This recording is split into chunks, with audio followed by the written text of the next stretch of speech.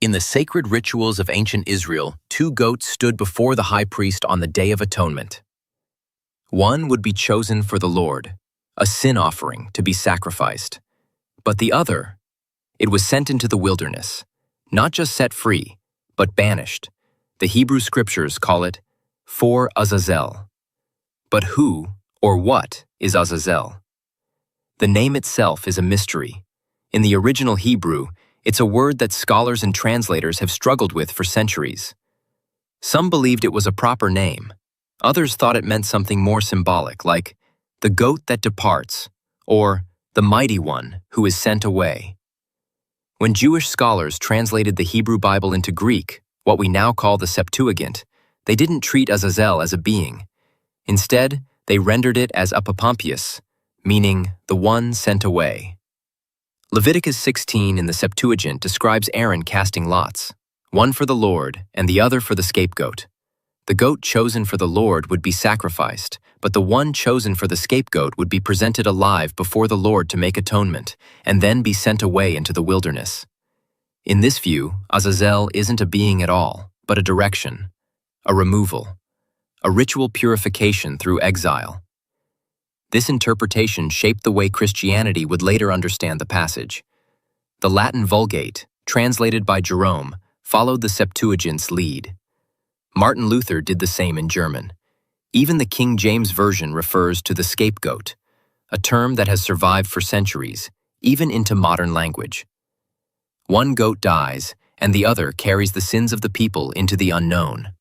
But in all of this, Azazel as a person is nowhere to be seen. Yet the mystery deepens.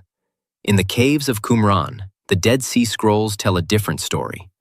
In a fragment known as 4Q180, Pesher on the periods A name appears, Azazel, or possibly Uzael, an alternate form of a watcher or fallen angel.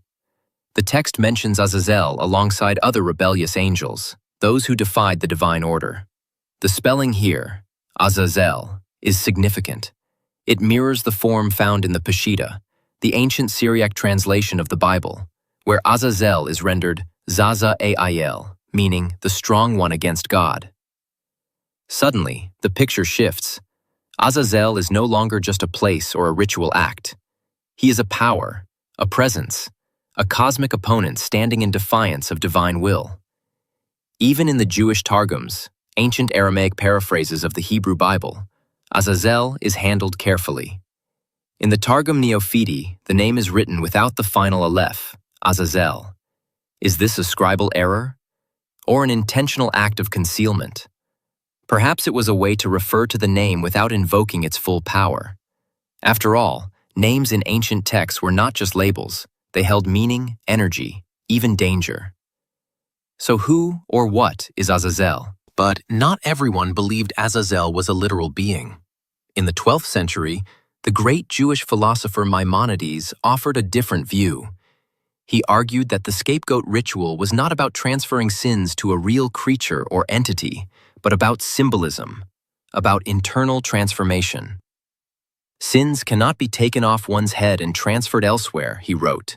Instead, the ritual was meant to awaken the soul, to make people feel as if they were casting off their past, as if to say, we have freed ourselves from our previous deeds, cast them behind our backs, and removed them from us as far as possible. It wasn't magic, it was a mirror, a moment of reckoning between the human soul and its creator. This idea of ridding the self of evil echoes other ancient biblical images. In the vision of the prophet Zechariah, a woman embodying wickedness is sealed inside a basket and sent away to the land of Shinar, a symbol of sin being exiled from the holy. And in the laws concerning lepers, a bird is set free over an open field, representing the cleansing and restoration of one once defiled. The scapegoat, Azazel's goat, was part of this greater pattern. Impurity removed, holiness restored. And yet, for the people of ancient Jerusalem, this was more than a symbolic act.